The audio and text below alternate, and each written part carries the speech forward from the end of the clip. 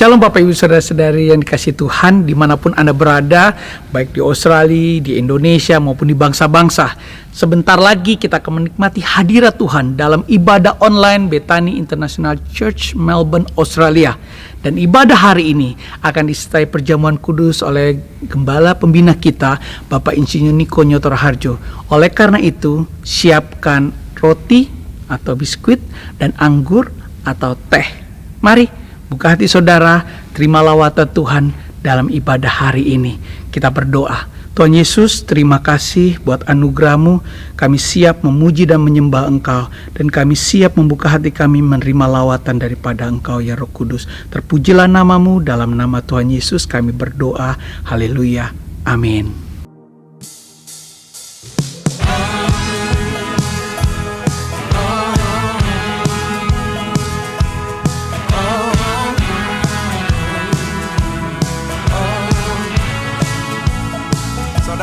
Sama-sama kita mau bersuka karena Yesus kita hidup. Amin. Kita mau memperkatakan iman kita sebab Dia Allah kita yang sanggup. Haleluya. Tuhan menetapkan langkah-langkah orang yang hidupnya berkenan kepada-Nya. Apabila ia jatuh, tak sampai tergeletak, sebab Tuhan menopang tangannya. Katakan dengan iman. Tuhan menetapkan langkah-langkah orang yang hidupnya berkenan kepada-Nya. Oh, apabila ia jatuh sampai tergeletak, sebab Tuhan menopang tangannya. Katakan tangan Yesus, tangannya, tangannya. Sebab Tuhan menopang tangannya. Dan apabila ia jatuh, takkan dibiarkan tergeletak, tak sampai tergeletak, sebab Tuhan menopang tangannya.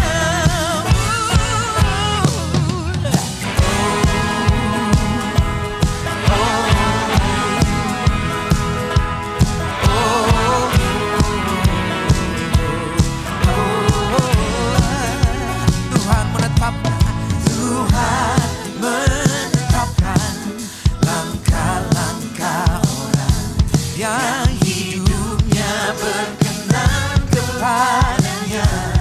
Oh, apabila ia jatuh, tak sampai tergeletak, sebab Tuhan menopang tangannya. Oh, tangannya, tangannya. Sebab Tuhan menopang tangannya. Apabila ia jatuh, tak sampai tergeletak, sebab Tuhan menopang tangannya. Sambil tepuk tangan sama-sama katakan tangannya, tangannya. Sebab Tuhan menopang tangannya. Dengan segenap imanmu nyatikan. Apabila ia jatuh, tak sampai tergeletak, sebab Tuhan menopang tangannya.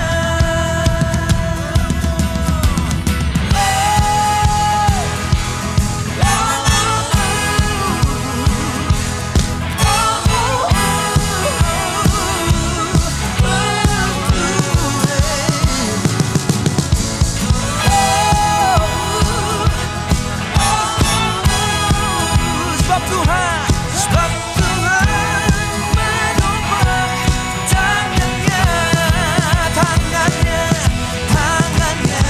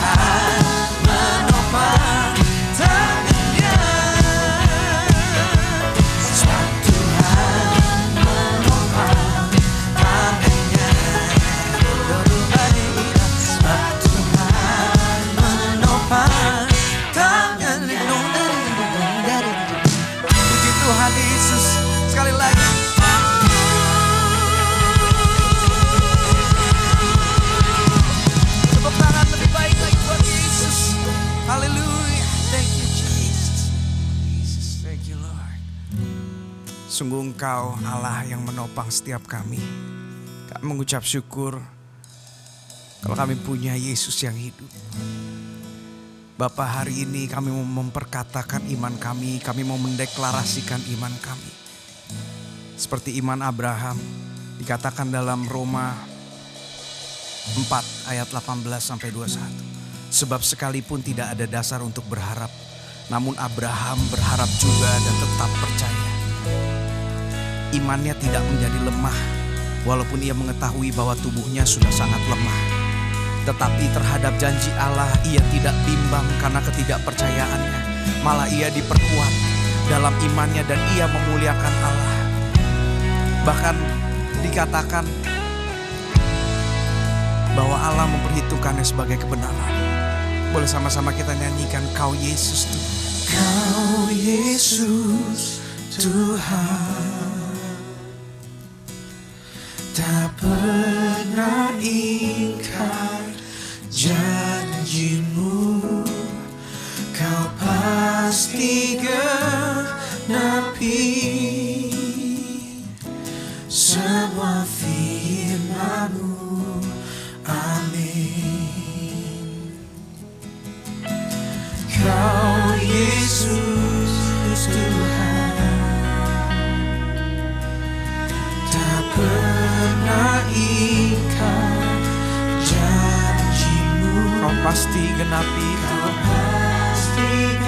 Karena semua firman-Mu ya dan amin. Semua firman-Mu amin. Hati kami tetap teguh. Hatiku tetap teguh dan berharap padamu. Dan berharap padamu.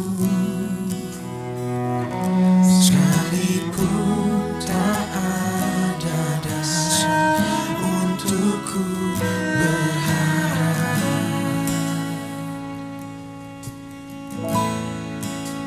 Oh, hatiku tetap teguh dan percaya kepadamu. Dan percaya padamu.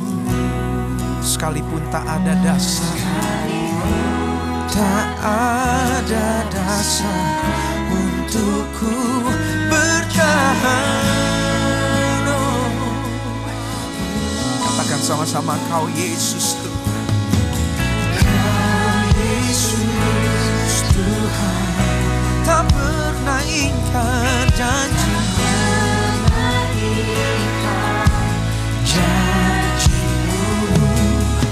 Kau pasti genapi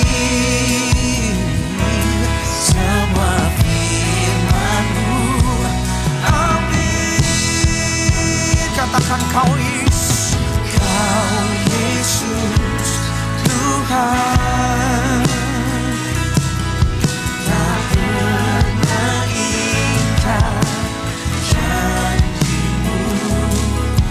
Kau pasti genapi oh semua firman-Mu. Amin. Ku percaya, ku percaya,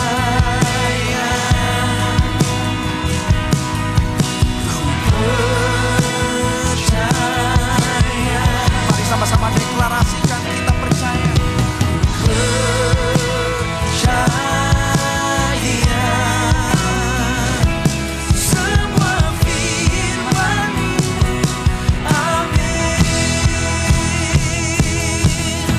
Oh, Kau Yesus Tuhan, tak pernah ingkar janji-Mu.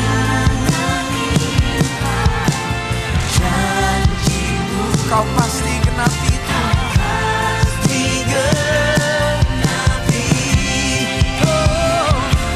semua firman-Mu. Amin. Ku percaya, ku percaya, ku percaya.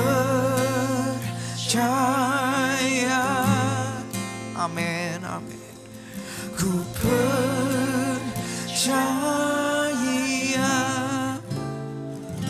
semua firman-Mu.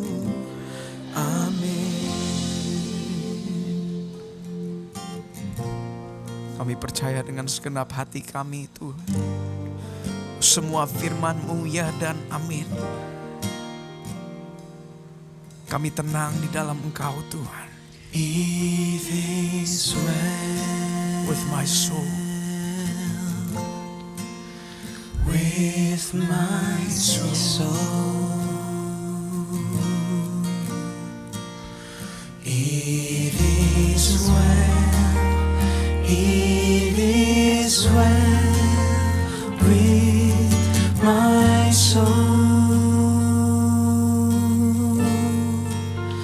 It is well, it is well with my soul.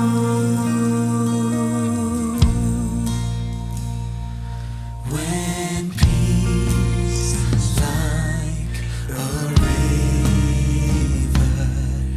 attended my way, when sorrows like sea billows roll, whatever my life Thou hast taught me to say, it is well with my soul.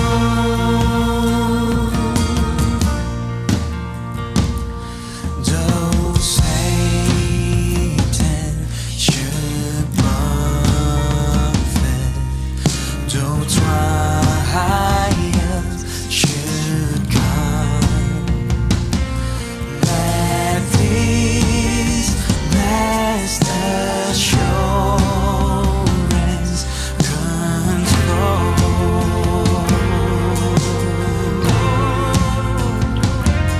that Christ has regarded my helpless estate and has shed His own blood for my soul.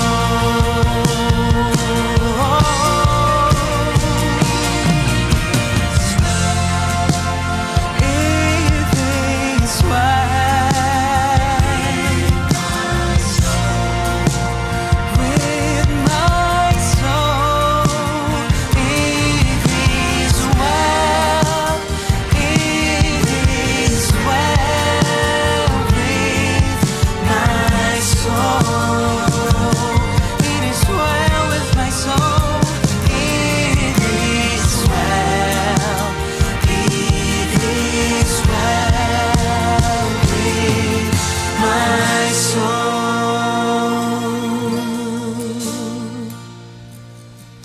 My sin, oh, the bliss of this glorious dawn. My sin, not in my heart, but the whole.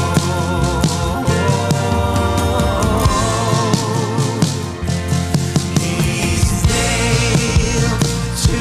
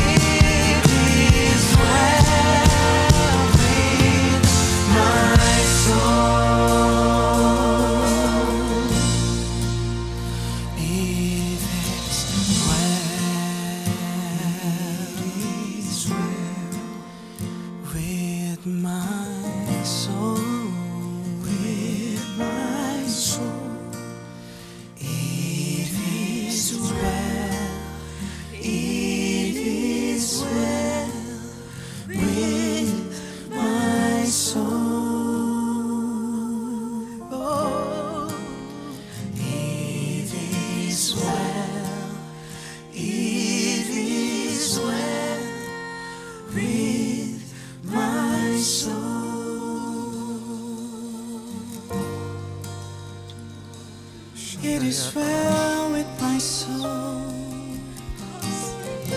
All is well. All is well with my soul.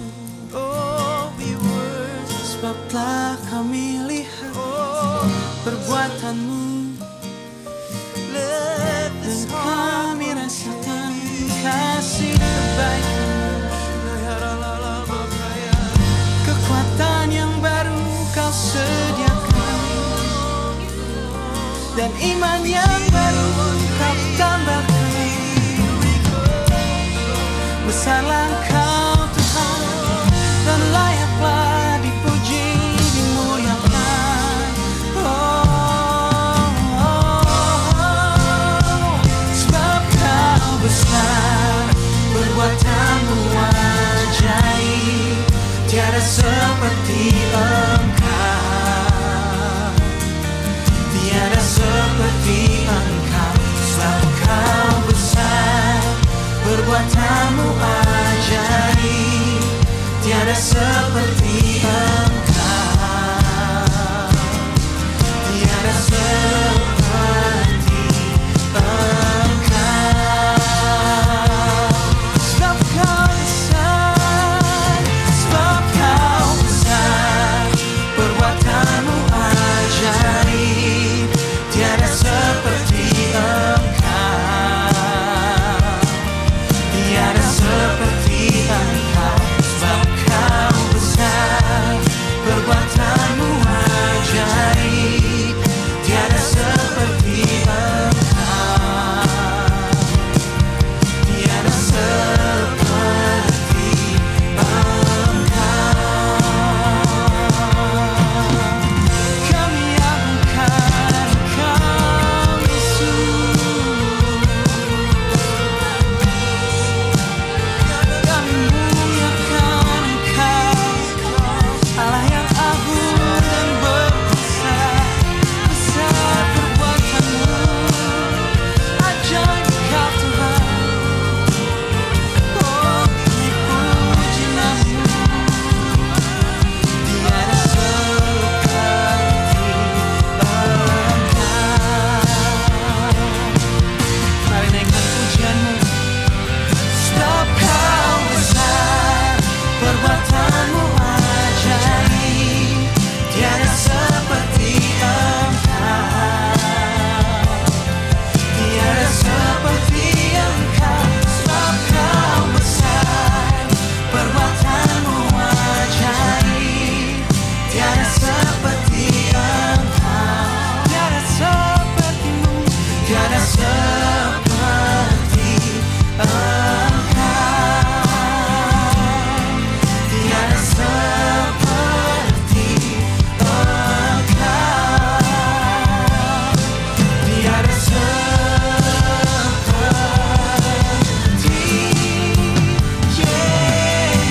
Yesus. Mari muliakan Dia, mari muliakan Dia, tiada seperti Engkau.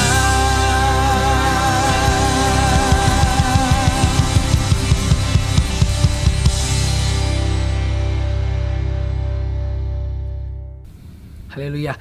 Hari ini kita akan berdoa buat India. Mari kita katakan shalom 3 kali buat India. Shalom India, shalom India, shalom India. Oh rabaka radabaya basyiki radarabarabla. Kami mau berdoa Tuhan. Kami mau berdiri buat bangsa ini, bangsa India, di dalam nama Tuhan Yesus. Tuhan berikan Tuhan bangsa yang terbesar kedua di dunia ini penduduknya. Tuhan Kau mengasihi bangsa ini. Biarlah turunlah hujan pertobatan, hujan keselamatan buat bangsa India. Di tengah-tengah pandemi COVID-19 ini Tuhan beri hikmat untuk pemerintah Tuhan mengatur Tuhan seluruh orang-orang yang ada di India Tuhan, penduduknya. Beri hikmat Tuhan untuk Tuhan menangani COVID-19 ini.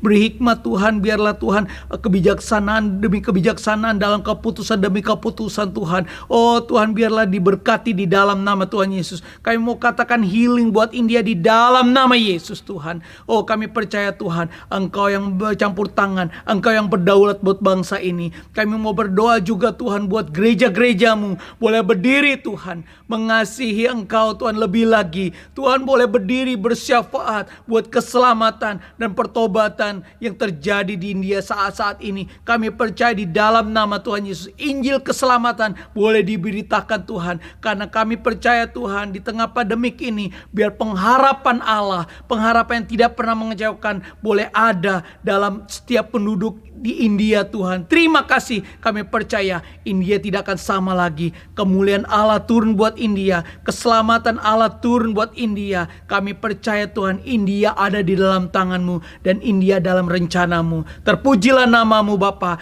Di dalam nama Tuhan Yesus kami berdoa dan mengucap syukur. Haleluya. Amin.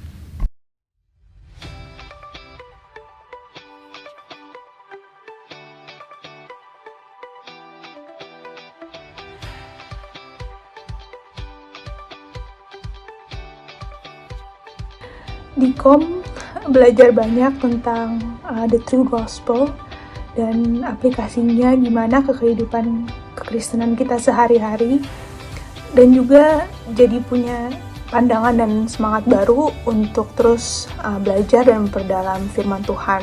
Di KOM 100A saya belajar mengenai dasar-dasar iman kekristenan saya, sehingga saya tahu bahwa perjalanan saya bersama Tuhan, perjalanan saya sebagai seorang Kristen, itu ada dasarnya, yaitu Alkitab.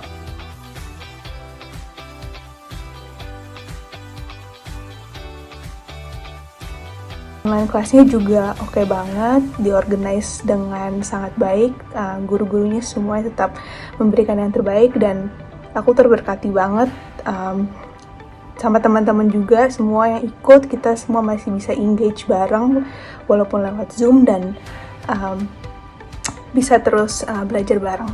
Kelebihan kelas KOM online buat saya jadi punya waktu buat sarapan, sehingga saya bisa fokus pada saat kegiatan belajar mengajar.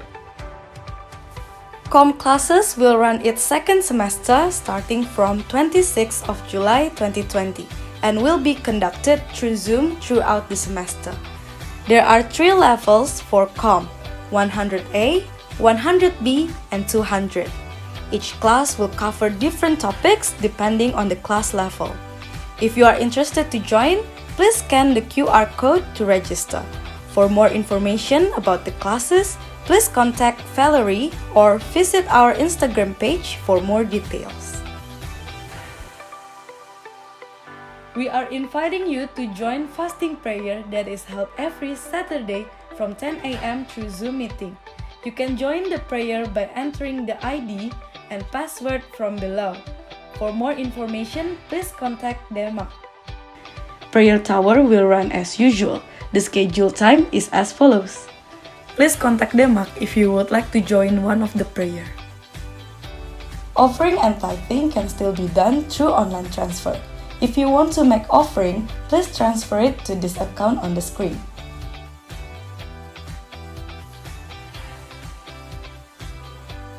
You can also make offering through Tithely by scanning the QR code on the screen.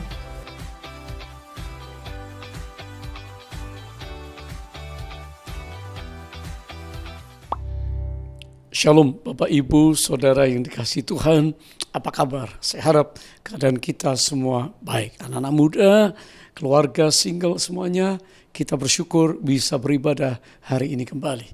Praise the Lord, puji Tuhan. Saudara, apa yang terpikir dengan satu kata emergency, keadaan darurat? Pernah mendengar bunyi sirene yang mengaum-ngaum, mobil pemadam kebakaran karena sedang terjadi sebuah kebakaran, harus segera dipadamkan. Pernah melihat mobil ambulans, mendengar di tepi jalan, kita semua harus segera menepi karena mobil itu kita beri kesempatan untuk mendahului kita. Kenapa? Karena sedang membawa pasien gawat darurat sakit keras. Di sebuah rumah sakit tentunya ada ruang ICU, ruang gawat darurat, di mana perawat sesibuk apapun sedang menunggu, menulis, membuat laporan, minum teh, sedang ngobrol atau telepon, dia akan tinggalkan segera mejanya dan aktivitasnya begitu terdengar bunyi tanda di ruang gawat darurat ada seorang pasien yang sedang menantikan dia. Apa yang terjadi kalau dia tidak tanggap dan tidak segera lari menolong? Berbicara tentang hidup dan mati. Paulus di dalam surat Korintus pasal 1 Korintus 7 ayat 26 dan 31 berkata, aku berpendapat bahwa mengingat waktu darurat sekarang adalah baik bagi manusia untuk tetap dalam keadaannya. Pendeknya, orang-orang yang mempergunakan barang-barang duniawi seolah-olah sama sekali tidak mempergunakannya. Sebab dunia seperti yang kita kenal sekarang akan berlalu. Saudara, bukankah kita ada di dalam dunia yang hari ini dalam kondisi darurat? Krisis. Dalam bahasa Inggris dikatakan big crisis. Krisis yang besar. Emergency. Bangsa-bangsa berupaya untuk menolong dirinya agar tidak terpapar. Tetapi hari ini COVID-19 telah menyebabkan orang-orang terpapar sakit, kematian di mana-mana. Krisis ekonomi melanda seluruh dunia dan terus krisis-krisis yang lain sedang menanti. Dunia ini sedang ada di dalam kondisi krisis atau darurat. Apa yang harus kita lakukan sebagai anak Tuhan? Yesus berkata, aku datang bukan untuk orang yang sehat, tetapi yang memerlukan tabib. Orang yang sakit. Aku datang bukan untuk memanggil orang benar, tetapi orang berdosa supaya mereka bertobat. Lukas 5 ayat 31-32. Saudara, di sekitar kita banyak sekali orang-orang yang setiap saat bisa dipanggil pulang oleh Tuhan, tapi mereka tidak mau, tidak tahu kemana mereka akan pergi. Sebab itu Tuhan memanggil kita hari ini, orang-orang percaya, supaya kita mengulurkan tangan. Bisakah kita menolong orang-orang di sekitar kita yang dalam keadaan darurat? Mungkin kelihatannya oke, tetapi sebetulnya jiwanya sedang merana. Dunia ini gelap. Dunia ini mengalami krisis. Kenapa? Karena kejahatan manusia, karena dosa, pelanggaran, dan juga kita tahu bahwa Tuhan izinkan tulah itu datang. Kenapa? Karena dunia ini begitu memberontak kepada Tuhan. Saudara dan saya dipanggil Tuhan, diutus untuk menolong mereka. Yesus berkata, akulah gembala yang baik. Gembala yang baik memberikan nyawanya bagi domba-dombanya. Yohanes 10 ayat yang ke-11. Ayat 10 dikatakan pencuri itu datang untuk mencuri, membunuh dan membinasakan. Tapi aku datang supaya mereka mempunyai hidup dan mempunyainya dalam segala kelimpahannya. Suatu hari Albert Einstein, kita semua tahu siapa dia, ditanya nanti apa yang menjadi cita-cita, mau jadi apa dia. Lalu Einstein menjawab, saudara, aku tidak ingin menjadi orang yang sukses, tapi aku ingin menjadi orang yang bermanfaat, berguna, memberi dampak. Lebih jauh ia ditanya apa beda antara orang sukses dan orang yang bermanfaat atau memberi dampak. Einstein menjawab, orang sukses mengambil lebih banyak dari masyarakat daripada apa yang ia berikan kepada masyarakat. Sedangkan orang yang bermanfaat, berdampak adalah orang yang memberi lebih banyak dibandingkan dengan apa yang ia ambil. Wah, ini luar biasa, saudara. Yesus datang memberikan hidupnya supaya kita hidup dalam segala kelimpahan. Bahkan ia memberikan nyawanya kepada kita. Tuhan Yesus sudah menjadi teladan dan contoh bagi kita semuanya. Maukah kita para murid Yesus melihat sekitar kita, orang-orang yang sakit jiwanya, sakit emosinya, sakit mentalnya, sakit ekonomi, sakit segalanya. Sudah, maukah kita menolong mereka, memberi dampak untuk mereka, sehingga kita menjadi orang yang bermanfaat di dalam hidup ini. Sebagai orang percaya, kita meneladani Kristus, saudara, bahwa Yesus datang untuk memberi hidup. Dan saya berdoa hari ini, karena Yesus juga berkata terlebih berbahagia, terlebih berkat memberi daripada menerima. Aku ini Tuhan telah memanggil engkau dengan maksud penyelamatan, telah memegang tanganmu Aku telah membentuk engkau dan memberi engkau menjadi perjanjian bagi umat manusia, menjadi terang untuk bangsa-bangsa, untuk membuka mata yang buta, untuk mengeluarkan orang hukuman dari tempat tahanan, dan mengeluarkan orang-orang yang duduk dalam gelap dari rumah penjara. Yesaya 42 ayat 6 dan 7. Tuhan memanggil kita supaya kita juga memberikan hidup kita menjadi berkat, bermanfaat kepada keluarga kita, kepada keluarga rohani kita, gereja dan pelayanannya, kepada masyarakat di mana kita ditempatkan, kepada bangsa, kepada pemerintah. Haleluya, supaya kita menjadi berkat untuk bangsa-bangsa. Efesus 2 ayat 10 berkata, karena kita ini buatan Allah, diciptakan dalam Kristus Yesus untuk melakukan pekerjaan baik yang dipersiapkan Allah sebelumnya. Ia mau supaya kita hidup di dalamnya. Haleluya, Tuhan memberkati kita hari ini. Saudara, tertera di sini nomor-nomor untuk persembahan, QR code yang ada, dan saudara diberi kesempatan untuk menabur. Kita semua dipelihara, kita semua diberkati. Walaupun ada di antara kita yang sedang mengalami mungkin kesulitan, tapi kiranya pemeliharaan Tuhan tidak pernah sia-sia untuk saudara. Ini waktunya untuk bersyukur, dan saya mau berdoa, kita mau membawa persembahan kita kepada Tuhan, mingguan, persepuluhan bulanan, persembahan syukur, ya, persembahan untuk diakonia, untuk orang-orang yang memerlukan pertolongan, yang sakit dan yang memerlukan. Saya percaya Tuhan memberkati setiap saudara yang setia di dalam memberi apa yang kita sudah terima dari Tuhan, dan kita juga syukuri, kita kembalikan untuk Tuhan melalui BCS. Saudara, seluruh gereja-gereja misi kita di Asia Tenggara, di Indochina, di Asia Timur, di Indonesia, tetap bisa berjalan dengan baik walaupun keadaan sedang sulit tentunya, tetapi persembahan, doa kita semuanya tetap akan bisa dipakai untuk kerajaan Allah melalui pelayanan misi Bethany Church Singapura. Saya akan berdoa untuk saudara. Bapa Surgawi, terima kasih. Anak-anak-Mu sekarang kami datang kepadamu mengucap syukur dengan pekerjaan yang ada, dengan profesi, dengan bisnis yang ada.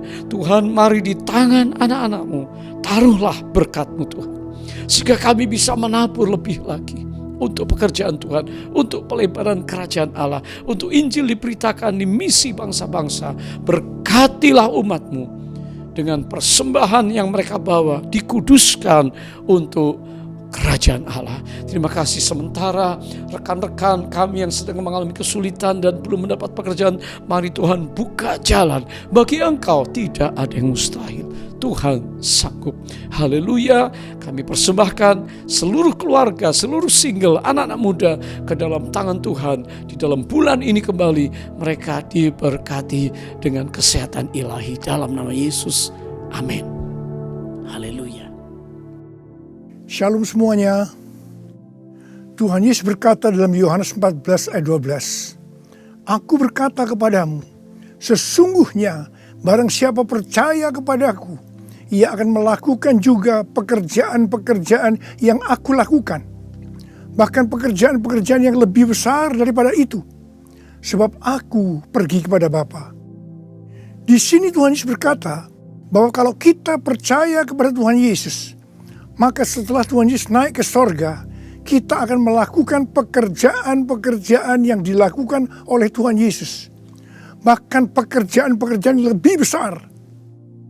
Pada waktu Tuhan Yesus berada di bumi ini, Tuhan Yesus melayani di Yerusalem, di Yudea, dan di Samaria. Tetapi setelah Tuhan Yesus naik ke sorga, kita yang percaya bahkan akan melayani sampai ke ujung-ujung bumi. Jumlah mujizat yang dilakukan oleh kita yang percaya jauh lebih banyak dibandingkan dengan yang dilakukan oleh Tuhan Yesus pada waktu itu. Hal ini berarti setelah Tuhan Yesus berada di sorga, Tuhan Yesus menyediakan pengurapan dan berkat double portion kepada kita yang percaya. Double portion bukan hanya berarti 2 kali lipat, tetapi juga berarti berlipat-lipat kali ganda. Amin. Ada berapa banyak di antara saudara yang mau menerima berkat atau pengurapan double portion? Boleh angkat tangan saudara. C.D. Jacob bernubuat bahwa Pentakosta tahun 2020 tidak sama dengan Pentakosta sebelumnya. Dikatakan bahwa kita sedang memasuki Pentakosta dari Pentakosta, yaitu Pentakosta yang ketiga, di mana ini adalah pencurahan Roh Kudus yang terbesar dan yang terakhir sebelum Tuhan Yesus datang kembali. Untuk itulah Tuhan Yesus memperlengkapi kita dengan pengurapan double portion. Setelah Roh Kudus dicurahkan pada waktu Pentakosta yang pertama, maka salah satu tanda yang terjadi pada waktu itu adalah perubahan paradigma dalam pelayanan. Selama ini, pengertian dari murid-murid Tuhan Yesus adalah bahwa keselamatan hanya untuk orang Yahudi saja. Tetapi dengan adanya peristiwa Cornelius yang bukan orang Yahudi bertobat, dipenuhi dengan Roh Kudus, berbahasa roh, dan menerima baptisan air, maka dengan perdebatan yang cukup panjang, akhirnya dengan kesaksian Petrus, para rasul dan seluruh orang percaya di Yudea dapat menerima bahwa keselamatan bukan hanya untuk orang Yahudi saja, tetapi untuk semua bangsa, termasuk bangsa Indonesia. Dan ini pasti akan menyebabkan perubahan paradigma dalam cara penginjilannya. Demikian pula hal ini terjadi dalam era Pentakosta ketiga ini. Yang jelas dengan adanya pandemi COVID-19 akan terjadi perubahan paradigma dalam pelayanan untuk terjadinya penuaian jiwa yang terbesar dan yang terakhir. Hal yang pertama adalah yang tadinya kita ibadah secara offline, sekarang berubah menjadi ibadah secara online. Tadinya kita beribadah di gedung gereja, kita bersekutu bersama-sama, bisa berjabatan tangan, saling berpelukan, menyatakan kasih kita, melakukan penumpangan tangan. Sekarang sudah tidak bisa lagi. Kita memasuki new normal. Ibadah offline digantikan menjadi ibadah secara online. Terus terang, saya tidak mengerti sepenuhnya dengan adanya perubahan ini. Tapi Tuhan menyuruh saya untuk melakukan seperti apa yang terdapat dalam Yeremia 33 ayat 3. Berserulah kepadaku, maka aku akan menjawab engkau dan memberitahukan kepadamu hal-hal yang besar dan yang tidak terpahami, yakni hal-hal yang tidak kau ketahui. Itulah yang saya lakukan hari-hari ini. Saya percaya justru dengan adanya perubahan paradigma dalam pelayanan ini, pasti akan terjadi penuaian jiwa yang jauh lebih besar dibandingkan pada waktu kita menggunakan cara yang lama. Hal yang kedua, untuk terjadinya penuaian jiwa yang terbesar dan yang terakhir, Tuhan berkata akan terjadi kebangkitan generasi muda. Russell Evans, gembala sidang dari Planet Shaker, Melbourne, pada tahun 2017 mendapat penglihatan tentang Indonesia. Bahwa Roh Kudus sedang dicurahkan luar biasa di Indonesia. Dia melihat jutaan anak-anak muda dipenuhi dengan Roh Kudus. Mereka cinta mati-matian kepada Tuhan Yesus, tidak kompromi terhadap dosa, dan akan memenangkan banyak jiwa. Generasi anak muda ini kita sebutkan di generasi Yeremia. Awal Januari tahun 2020, para aras nasional dan para pemimpin Kristen berkumpul untuk membicarakan langkah konkret yang akan dilakukan sebagai respon terhadap komitmen para pemimpin Kristen sedunia di Swiss tahun 2017 tentang misi yang akan dikerjakan bersama-sama, di mana hal ini juga diresponi oleh Indonesia di Brastagi, Sumatera Utara pada tahun 2018. Dengan perkataan lain, ini membicarakan tentang langkah konkret yang akan dilakukan oleh seluruh gereja untuk menyelesaikan amanat agung Tuhan Yesus. Hasil dari pertemuan para pemimpin Kristen awal Januari 2020 itu, bahwa apa yang akan dilakukan ke depan untuk menyelesaikan amanat agung Tuhan Yesus akan menunggu sepulangnya saya dari pelayanan di Brasil. Di Brasil, saya melayani KKR untuk generasi muda yang berusia rata-rata sekitar 24 tahun. yang diadakan di 3 stadion besar. Jumlah yang hadir sekitar 180.000 orang. Waktu saya bertemu dengan para pemimpin di Brasil, kami sama-sama mendapatkan pengertian bahwa kegerakan orang-orang muda dunia akan dimotori oleh 2 bangsa, yaitu Indonesia dan Brasil. Katakan amin. Sepulang dari Brasil, ada 2 hal yang didapatkan. Yang pertama, gerakan untuk menyelesaikan amanat agung Tuhan Yesus akan dimotori oleh generasi muda. Yang kedua, kita disuruh berpuasa dari tanggal 1 Maret sampai dengan 9 April selama 40 hari. Dan dilanjutkan sampai dengan 30 Mei. Jadi total kita berpuasa 91 hari. Setelah 1 hari kita berpuasa, tepatnya tanggal 2 Maret 2020, Presiden Jokowi mengumumkan bahwa COVID-19 masuk ke Indonesia. Mulai saat itu kita merasakan bagaimana Tuhan memproses gerejanya. Kita dibersihkan, dimurnikan, ditata ulang oleh Tuhan. Kita memasuki new normal, dimensi yang baru, paradigma yang baru dalam pelayanan.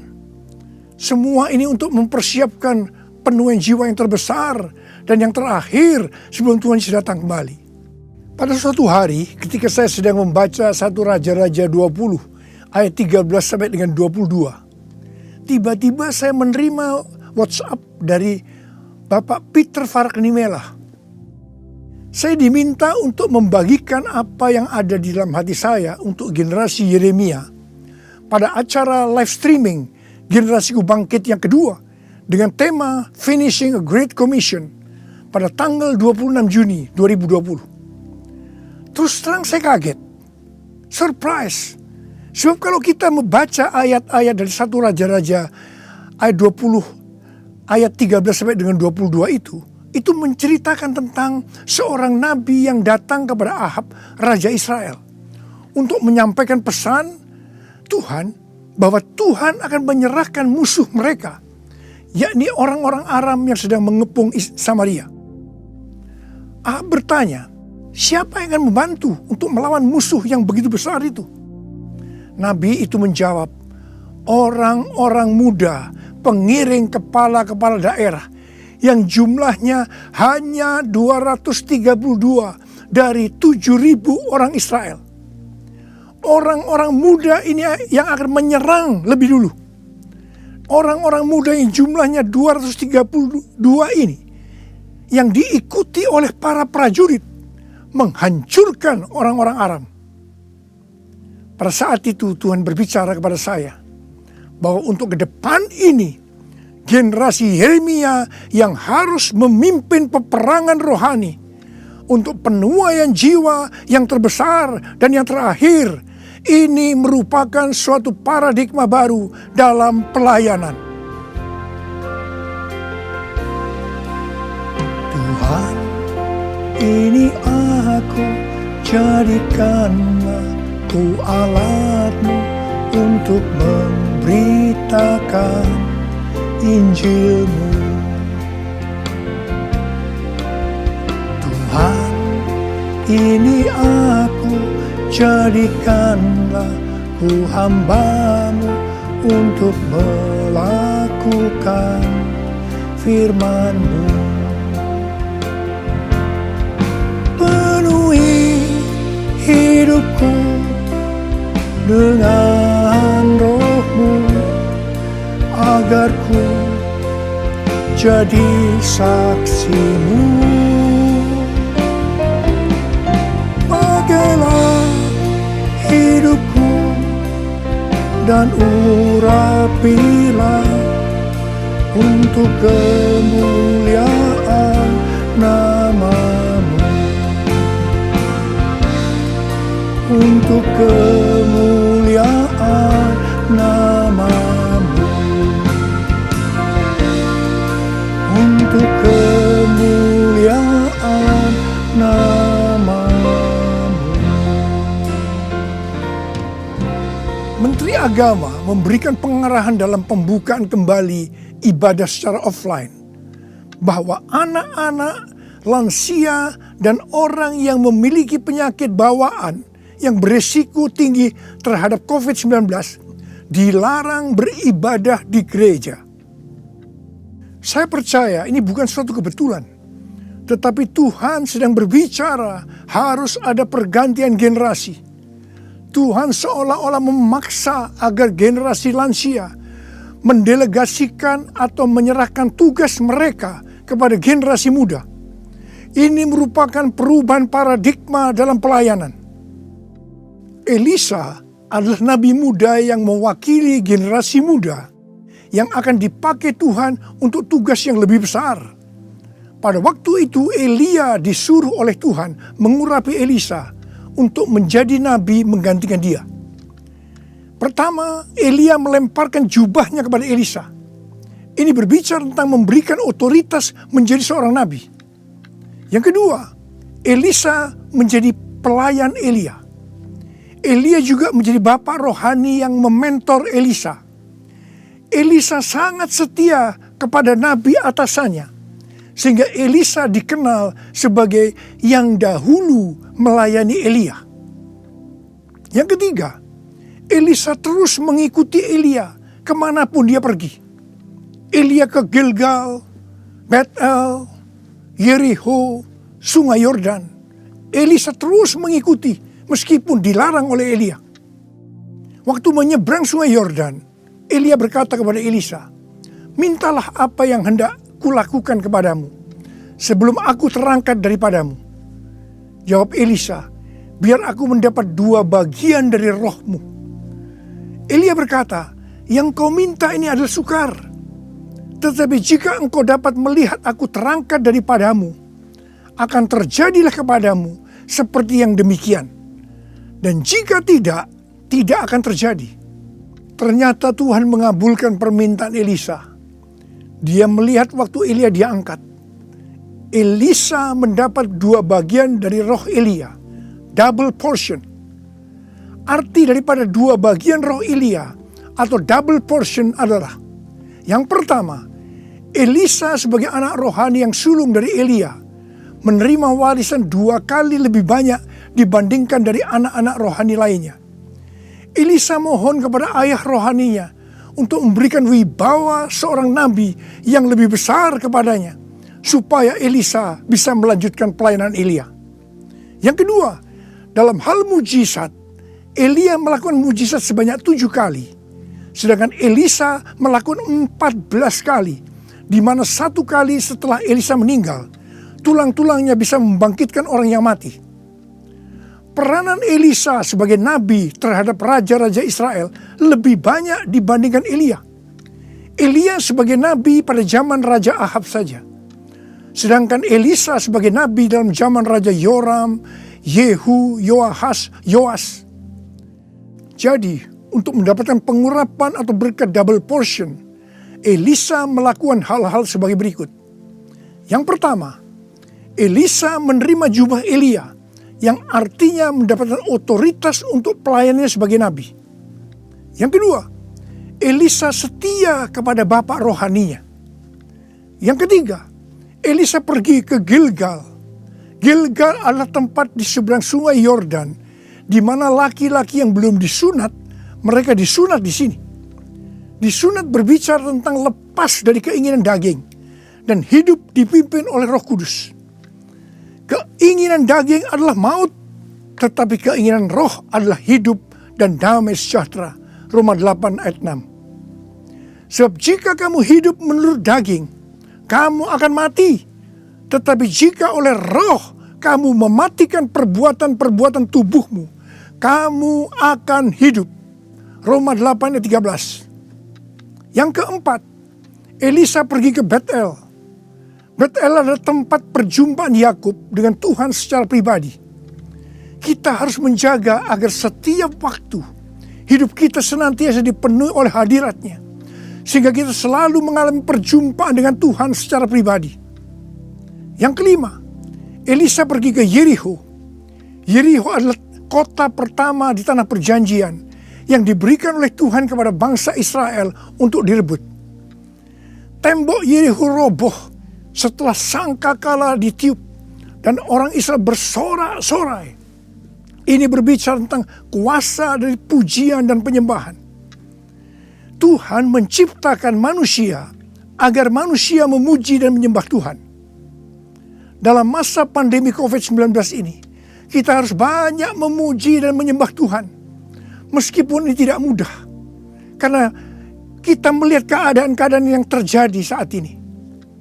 Kita harus melakukan seperti apa yang Daud lakukan dalam Mazmur 103 ayat 1 dan 2.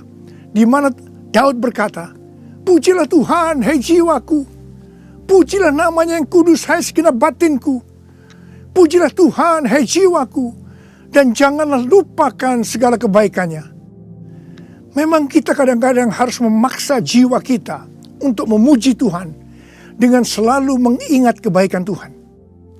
Mungkin ada di antara saudara yang mengalami ketakutan, kebingungan, depresi, terdampak krisis ekonomi, sakit karena COVID-19. Mari kita selalu mengingat kebaikan Tuhan. Saya mau katakan sesuatu kepada saudara. Apapun yang terjadi dalam hidup saudara, apapun yang masalah saudara hadapi, saudara harus tahu satu hal, bahwa Tuhan Yesus itu baik. Dia sangat-sangat mengasihi saudara. Mengucap syukurlah dalam segala hal, enak maupun tidak enak. Sebab inilah yang dikehendaki Allah dalam Kristus Yesus bagi kita.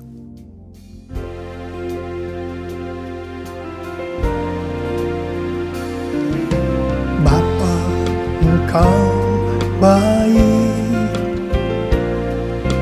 Bapa, Engkau baik.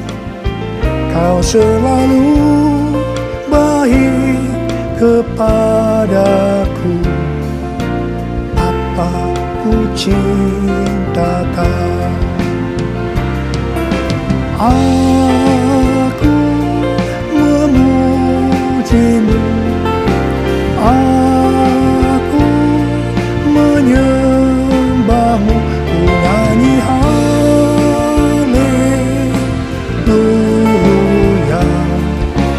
Bapa ku cinta Kau. Bapa ku cinta Kau. Bapa ku cinta Kau. Yang keenam, Elisa pergi ke sungai Yordan. Sungai Yordan adalah tempat di mana mujizat dialami oleh Naaman yang sembuh dari penyakit kustanya. Kunci kesembuhannya adalah kerendahan hati, yaitu dengan bersedia membenamkan diri 7 kali dalam sungai Yordan. Sungai Yordan adalah tempat di mana Tuhan Yesus dibaptis. Roh Kudus dalam bentuk burung merpati turun atas Tuhan Yesus. Terdengar suara dari sorga, "Inilah anakku yang kukasihi, kepadanya lah aku berkenan." Sungai Yordan adalah tempat di mana kemuliaan Tuhan dinyatakan. Sungai Yordan menjadi kering ketika kaki para imam yang mengangkat tabut Allah masuk ke dalam air. Kemuliaan Tuhan ini terjadi karena mereka percaya dan melakukan kehendak Tuhan meskipun tidak masuk akal. Sekali lagi, saya mau bertanya kepada saudara, ada berapa banyak yang mau menerima pengurapan dan berkat double portion? Angkat tangan saudara.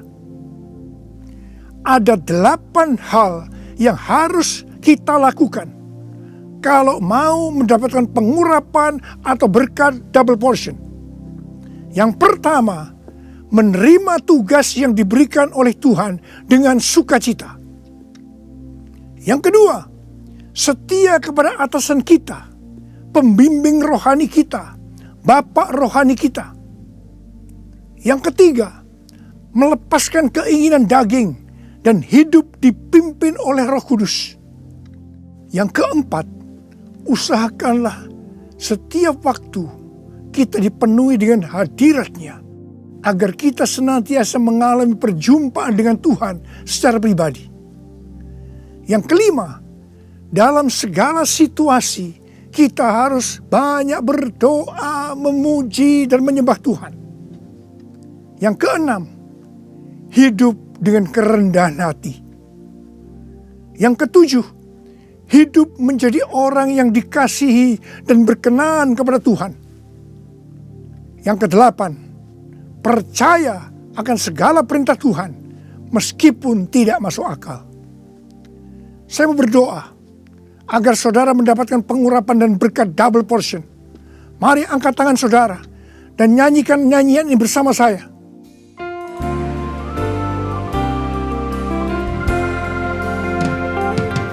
Anointing, follow me. Anointing, follow me. Let the power of the Holy Spirit fall on me. Anointing, fall on me. Anointing, fall on me. Anointing, fall on me.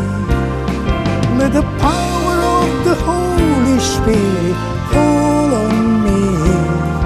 Anointing, fall on me.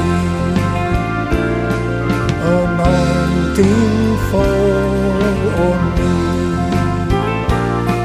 Anointing, fall on me. Angkat tangan saudara. Angkat tangan saudara. Mari kita angkat tangan saudara. Urala bala bala bala bala bala bala. Urala bala bala bala. Uria berbahasa roh. Berbahasa roh. Urala bala bala bala bala bala.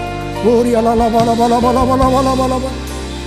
Ora bala bala. Tuhan curahkan pengurapan-Mu. Pengurapan double portion. Pengurapan double portion. Berkat double portion. Terima, terima, terima, terima, terima, terima. Urala basikala la bala. Terima, terima, terima. Uria la la bala bala bala bala bala bala bala bala bala. Pakai anak-anak-Mu Tuhan menjadi alat-Mu Tuhan. Dengan pengurapan double portion, mereka akan melakukan, menyelesaikan amanat agung Tuhan Yesus. Terima, terima, terima. Oh, berkati anak-anak-Mu, berkati mereka semua Tuhan. Kau menyembuhkan yang sakit. Terima, terima kesembuhan, terima kesembuhan, terima, terima, terima, terima. Diberkati oleh Tuhan. Terima kasih, terima kasih Tuhan. Terima kasih, terima kasih. Dalam nama Yesus. Amin. Mari saudara-saudara, kita akan masuk dalam perjamuan kudus. Kita akan mengingat ayat ini. Sebab setiap kali kamu makan roti ini dan minum cawan ini, kamu memberitakan kematian Tuhan sampai Ia datang. Perjamuan kudus adalah perjamuan Tuhan Yesus sendiri. Setiap kali kita masuk dalam perjamuan kudus, Tuhan Yesus selalu berkata, biarlah ini menjadi peringatan akan aku. Karena itu mari arahkan hati saudara kepada kebaikan Tuhan. Kita akan mengingat kebaikan Tuhan. Mari kita tundukkan kepala. Tuhan, siapakah kami sebelum kami mengenal Engkau? Kami semua orang berdosa. Upah dosa adalah maut, mati. Tapi Engkau yang tidak berdosa telah dijadikan dosa oleh karena kami semua. Engkau harus turun dari sorga mulia, menjelma menjadi manusia. Mati ganti kami dengan penderitaan yang luar biasa. Sungguh kalau kami pikirkan Tuhan betapa baiknya Engkau itu. Kau jadikan kami sebagai anak-anak-Mu. Engkau berkati, Engkau tuntun, Engkau bela, Engkau lindungi, Engkau tegur kalau kami salah. Engkau mengurapi kami, Engkau sembuhkan kami ya Tuhan. Itu Engkau ya Aba. Itu Engkau ya Aba. Tuhan akan memberkati saudara melalui perjamuan kudus. Tapi Tuhan mau kita makan dan minum dengan cara yang benar.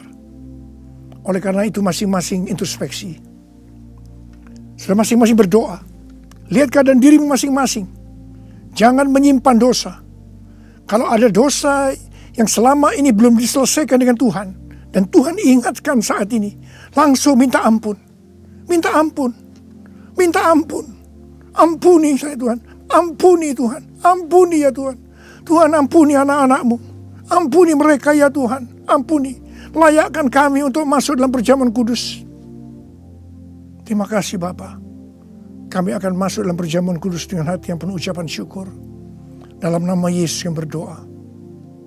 Amin. Sekarang mari angkat roti di tangan kanan saudara tinggi-tinggi. Sebab apa yang telah kuteruskan kepadamu telah aku terima dari Tuhan. Yaitu bahwa Tuhan Yesus pada malam waktu ia diserahkan mengambil roti. Dan sesudah itu ia mengucap syukur atasnya. Dia memecah-mecahkannya dan berkata, inilah tubuhku yang diserahkan bagi kamu. Perbuatlah ini menjadi peringatan akan aku. Sudah dikasih Tuhan. Bukankah roti yang kita pecah-pecahkan ini adalah persekutuan kita dengan tubuh Kristus? Mari kita makan dalam nama Yesus.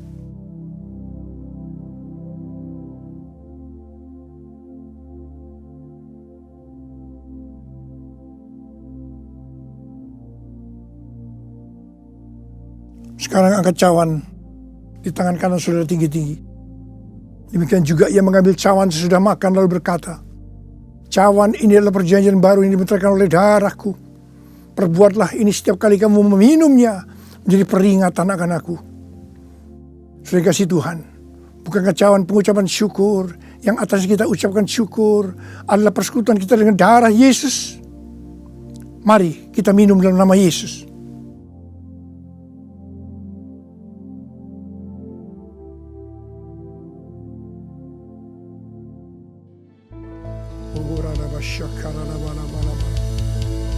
Angkat tangan saudara. Mari ucapkan syukur dengan suara. Jangan diam. Terima kasih ya Tuhan. Kami bersyukur ya Tuhan. Kami bersyukur ya Tuhan. Terima kasih ya Tuhan. Terima kasih.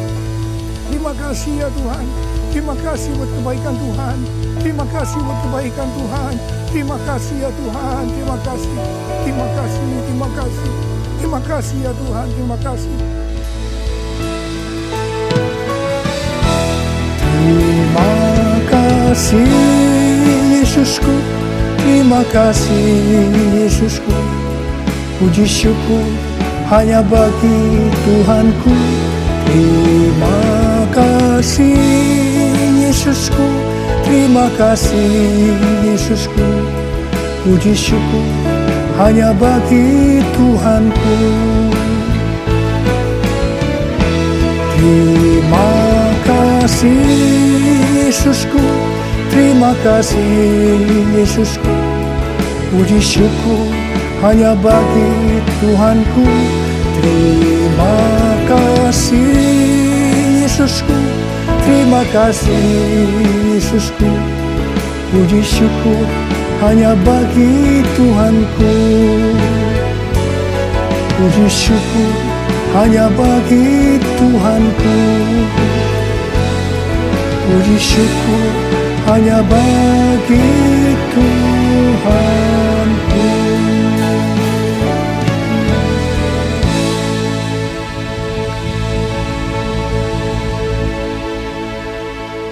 Pulanglah dengan berkat Tuhan. Kasih karunia berlimpah-limpah daripada Allah Bapa dalam Anak yang tunggal, Yesus Kristus. Persekutuan yang manis dengan Roh Kudus menyertai saudara sekalian mulai hari ini sampai Tuhan datang menjemput kita di awan-awan dan bahkan sampai selama-lamanya. Yang percaya bersama-sama katakan amin.